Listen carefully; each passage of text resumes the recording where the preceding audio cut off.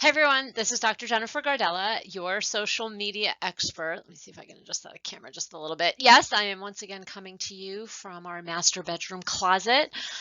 The children, all four of them, are home doing schoolwork downstairs, to college, to high school. Was the safest place for me to record this.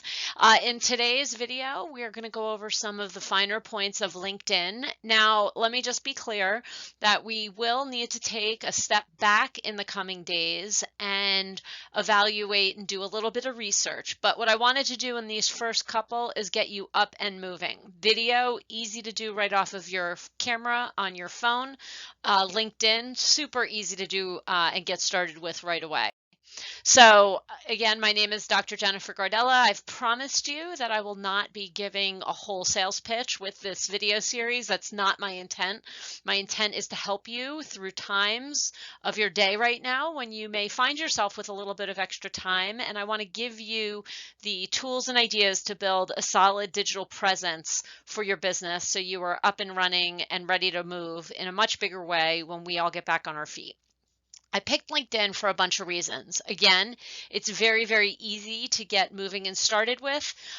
It also can be incredibly profitable. I can attribute about 50% of my business to LinkedIn, sight unseen. So the way that my profile is written, I know how my ideal clients search in LinkedIn. I wrote my profile that way and they find me. Many people also have informed me that before they've made a call to me, they have checked out my LinkedIn profile. I want to encourage you to connect with me on LinkedIn. There'll be a link with this in the notes next to the video on the Telesummit page. Please connect with me. I have a goal during this time of coronavirus to increase my LinkedIn connections to 10,000. You'll see that in the slides a little bit. So I would love to hear from you. Okay, so this presentation isn't just for adults. While I know that there's a lot of kids, college kids, who are enrolled in courses right now doing those online and managing all of that in a new way, they may have some time sitting alone with nothing to do. I would highly encourage them to be as productive as possible and get them to build their LinkedIn profile. They have the opportunity to put in a great picture, start connecting with others, put in all their education and work experience. Now, if you would like to move them ahead in that experience of LinkedIn building and don't want them to do it themselves, or they would like some professional guidance, I would like to suggest that you give my buddy Joe Leonard a call. Joe Leonard is a master of dealing with high school, college, and recent grads who are launching, and helping them in a very planful way launch with the career that they want. So anyway, you can find out more information about Joe at her website, joeleonard.com. Okay. My number one tip on LinkedIn is to put a personal email address onto your account. LinkedIn gives you the ability to put multiple email addresses. I didn't put a slide up on how to do this. I will find something and do that in the notes. But if you only have a business LinkedIn email address on your LinkedIn account and your business email address has problems, or God forbid is taken away from you because you switch jobs or lose your job, it is critical that you have a personal email address in there. So I have my business address, email address in there on my LinkedIn profile. I also have a personal. This is also important because some people, there was some confusion for quite some time. I did cause it myself, where I was using my Gmail address for business. Big mistake, but I was doing it. So a lot of people still have that. If they search for me in LinkedIn on a business account, on my personal email, I want that to be findable in the LinkedIn system. There is a way, when you quit a job, leave a job, and that email address is no longer available, the ones that you have stacked into the LinkedIn system and verified stay with you forever. Those aren't taken away. So I used to teach at Rutgers University. That email address is still in there, and people, believe it or not, do find me using it. So again, make sure there's multiple email addresses. One is personal and completely controlled by you.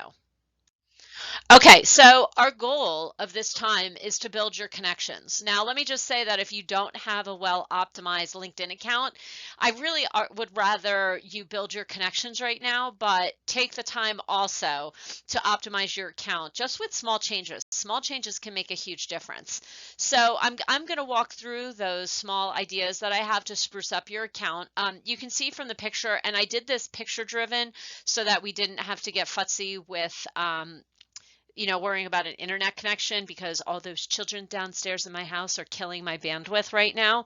So when you log into LinkedIn and you click on the home button, this is the screen that pops up. And what we're going to go over is that top black bar. Right now, there's a home with a little red circle, a network, jobs, messaging, and notifications, and then me. So anytime that you log into LinkedIn, this is the first place it's going to take you.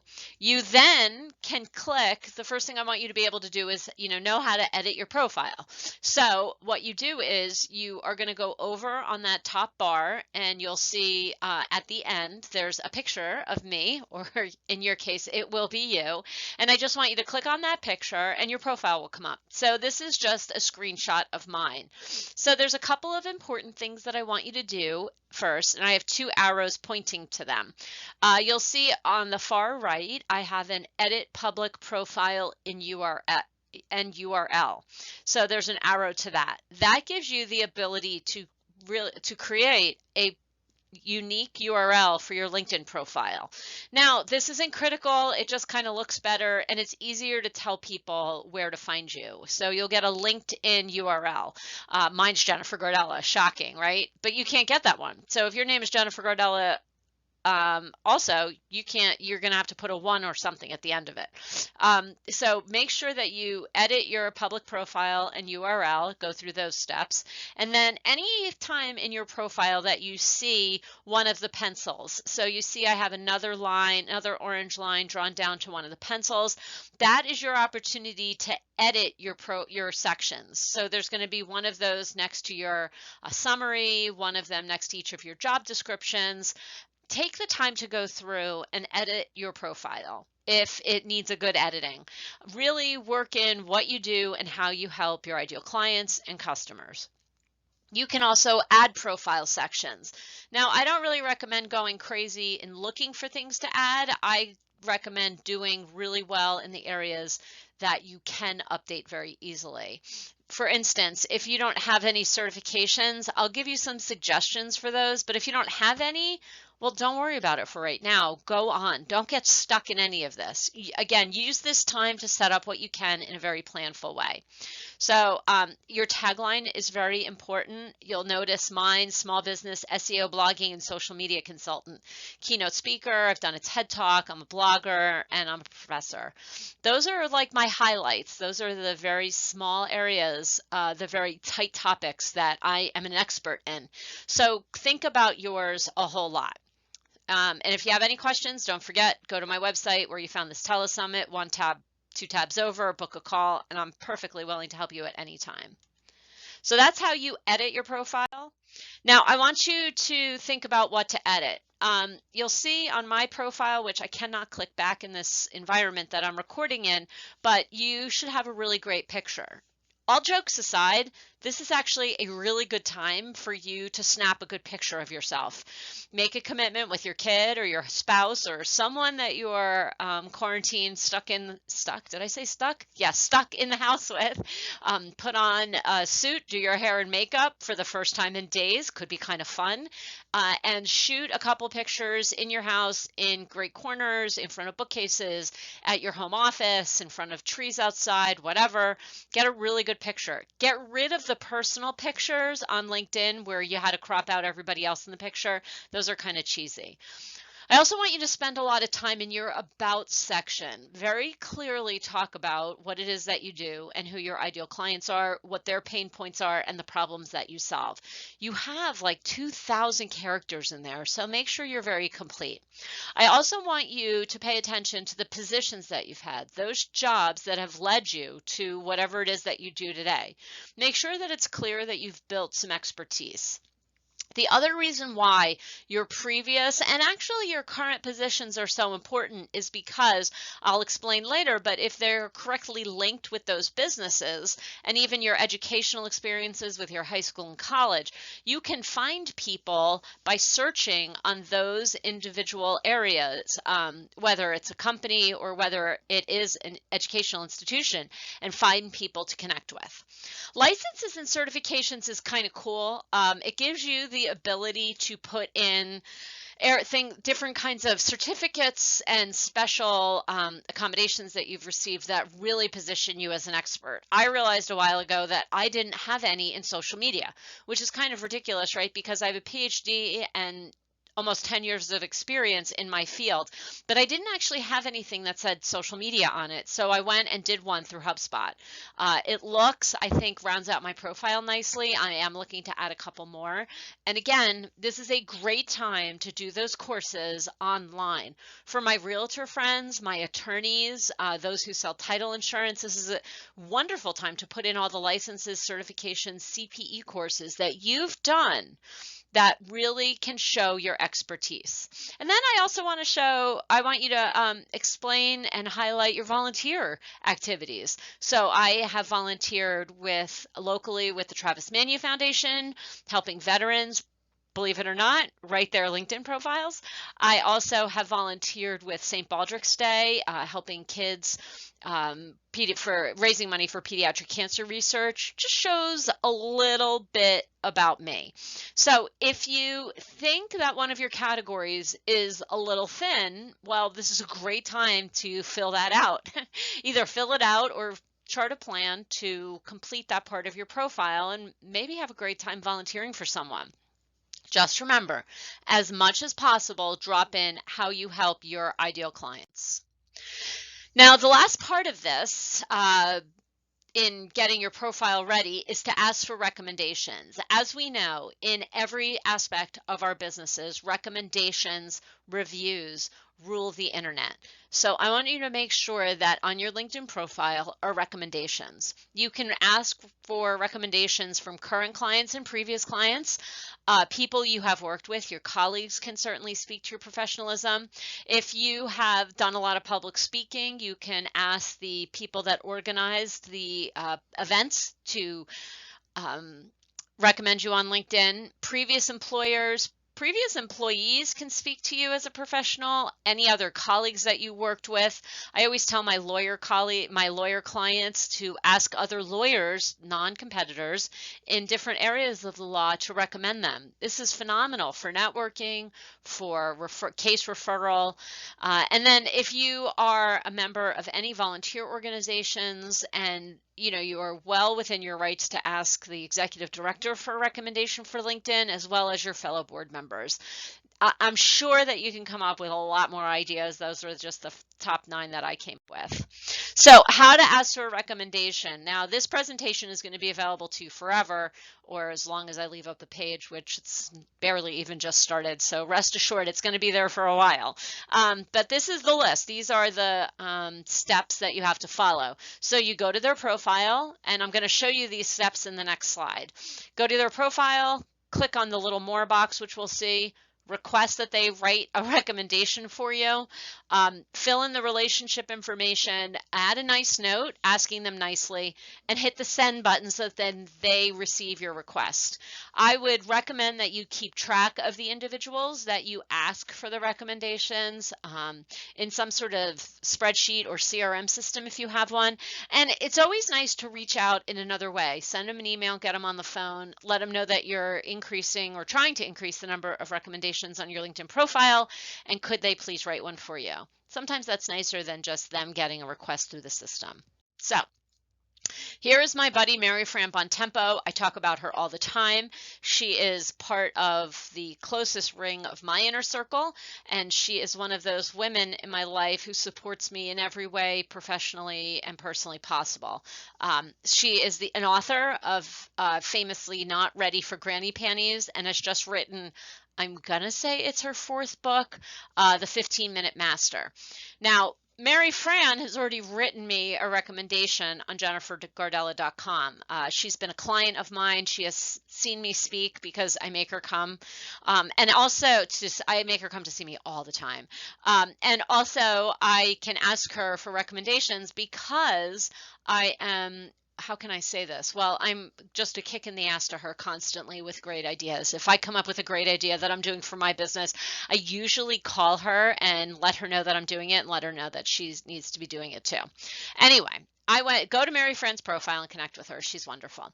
So what you're going to do is you're going to go over to Mary Fran's profile, although you can't ask her for a recommendation unless it's authentic.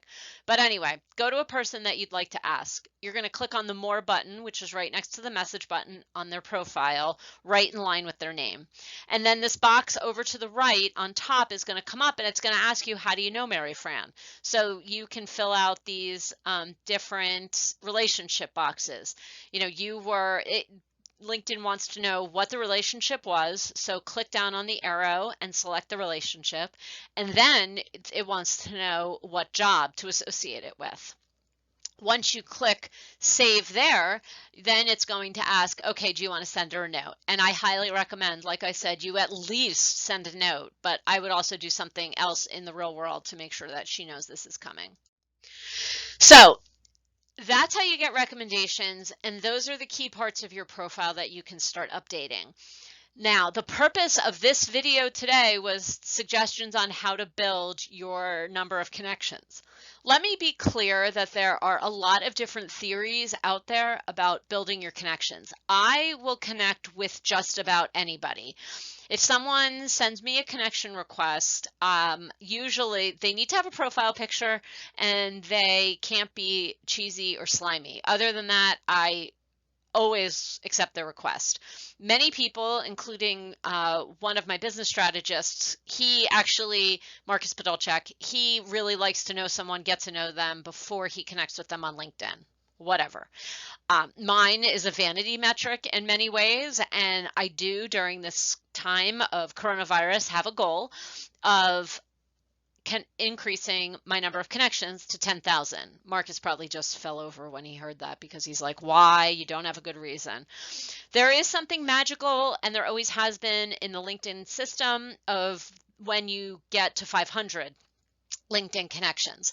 So when you connect with me, you have then search availability in my network and vice versa. You may show up on searches for people in my network that are searching for whatever it is you do.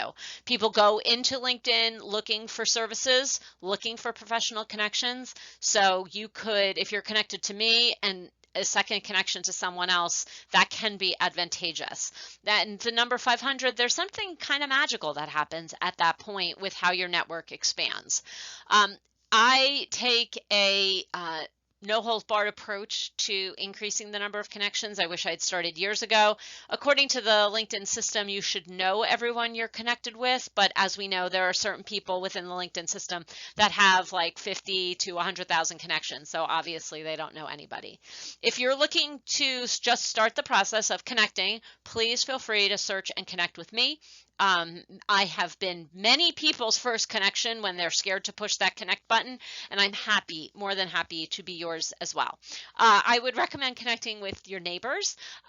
It has been really interesting for me as I've moved from New Jersey to Bucks County, Pennsylvania, in learning what my new neighbors do and also connecting with my old neighbors. It's another great way to stay in touch with people. Connect with your current clients, connect with your ideal clients. So I have a couple target markets in my business. I love to work with attorneys, and out of that, I even have a target market of divorce attorneys. I also love to work with accountants, personalities, and small business owners, so I go looking for those people to connect with. You can look for previous colleagues, and you can look for your ideal clients, networking friends, and the people that I call power partners, those people who maybe work with others in your ideal client market but don't do what you do. The other way, and I think I have a slide on it, that you can connect with people is you can click or search on an educational institution that you attended. So I attended Fordham University. You can narrow down the dates and see classmates that you went to school with and what they do and send them connections to request to connect. you do have to be a little bit careful connecting with people, because at some point LinkedIn will shut you off from connecting because it knows what you're doing. So I always tell people, if you're really serious about building, put in about 10 connections every day, connection requests, and that should get you moving very quickly. Okay, so I want to just show you how to send a connection request. This is a little silly, but it's really important.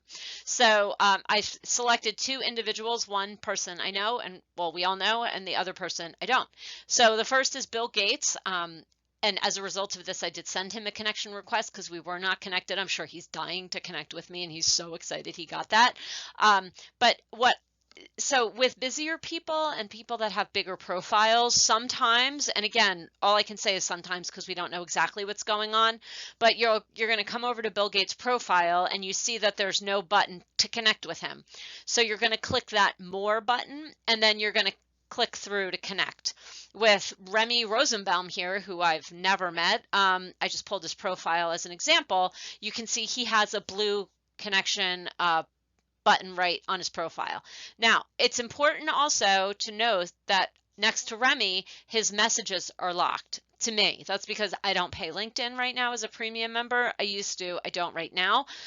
But don't worry, because if you click the connect button, you can then include a message, as you can with Bill Gates. And yes, I checked both of these today and I was able to do both.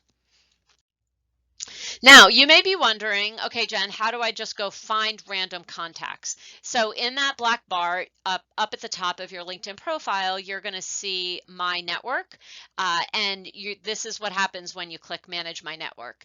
You'll see on the left-hand side, this is actually mine. You can see the top of my head down there. So the connections that I have, I'm right now at 7,600. I don't have any pending invitations, so no one at the time of this has invited me to connect. I get about 3 or 4 a day, so I must have already accepted them.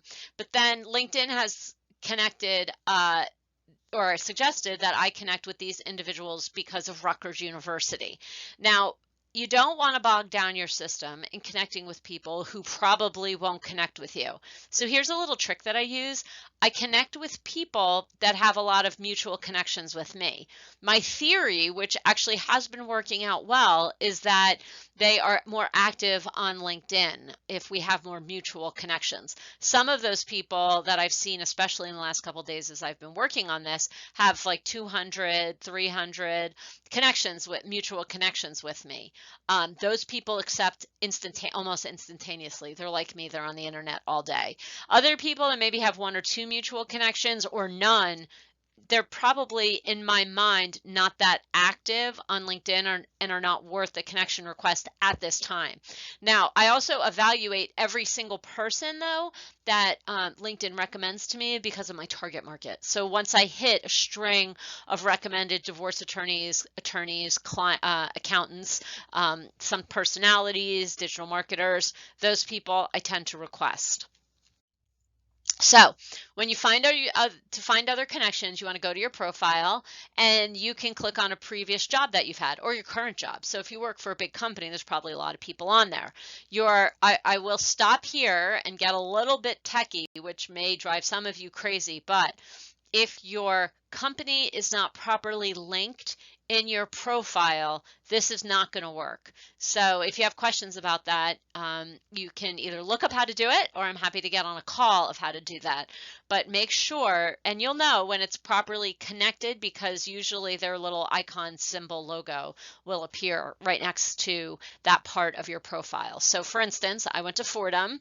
When you go to my profile, you can see the Fordham emblem, the Fordham seal next to Fordham University. That's because it's properly connected.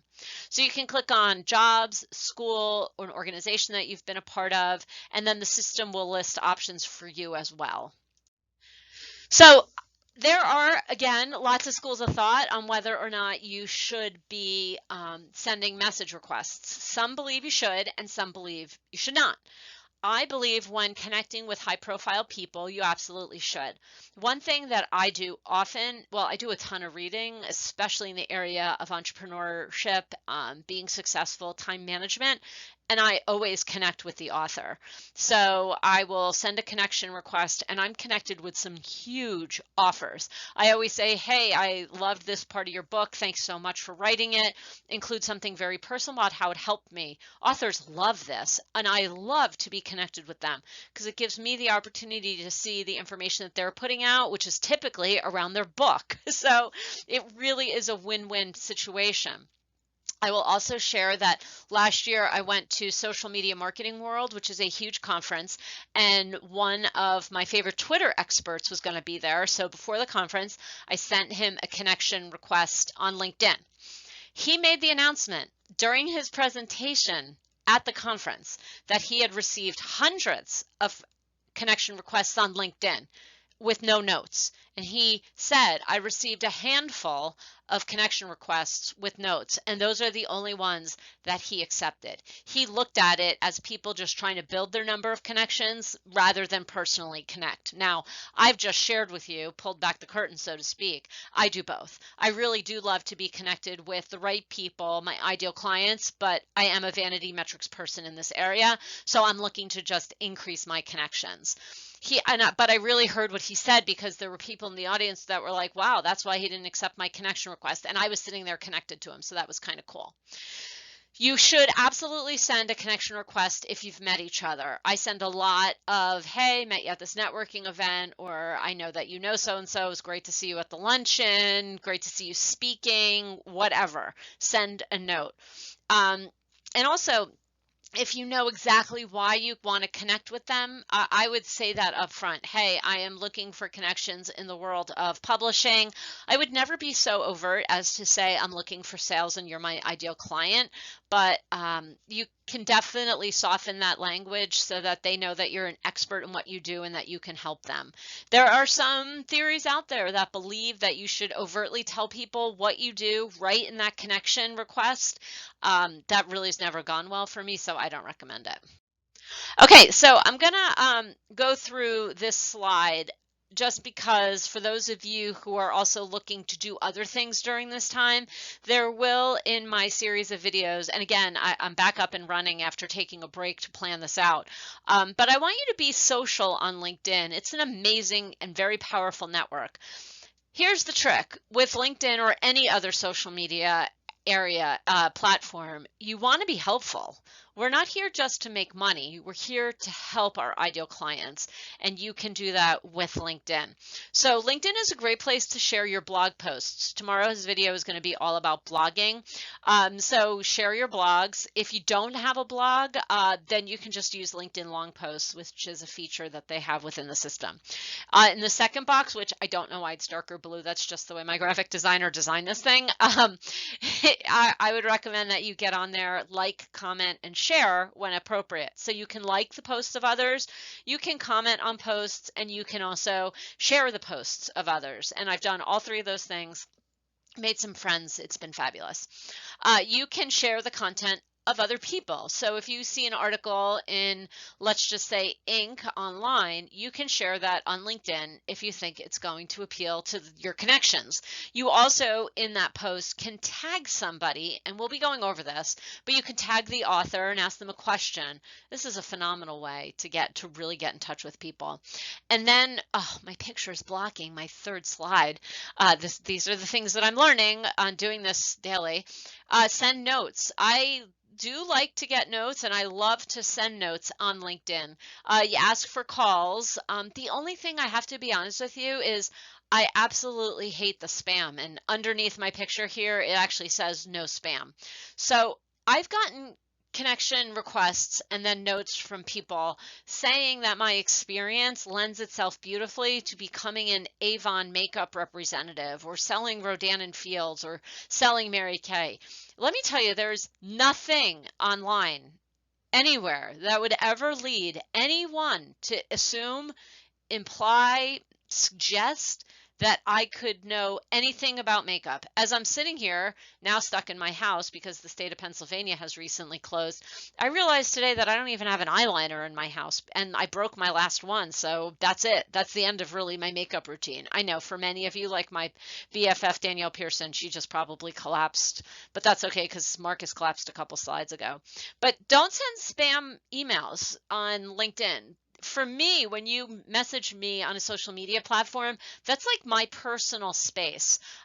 So make sure that if you're contacting me about a great business opportunity, it's actually related to my expertise, what I do, or something that I'm interested in the world. Now, the other thing that you can do with LinkedIn is put it on your phone. You can easily share information on your phone right to your LinkedIn profile. You can also comment, like, and share the posts of others, and you can connect. Some people find that the app on their phone is just easier to use, so that's great. Definitely make sure that it's on. Okay, so that's it for today. I would highly recommend that you book a call with me. The link will be next to this on the Telesummit page. And if you want to reach out to me, you can reach me, Jennifer at thegardelagroup.com. That's my new snazzy email because I'm trying to get organized. And then you can also reach me on my website, jennifergardella.com, see all of the fabulous things that I do. Again, makeup is nowhere near on any of the lists of things that I do or talk about. And if you want to book a call, I am more than happy to get on the call and hear all about your business and help you untangle your blogging, SEO, social media, and digital marketing needs. Guys, thanks so much for hanging in there. I look forward to your questions. Look at that. I'm exactly 30 minutes. Enjoy the rest of your day.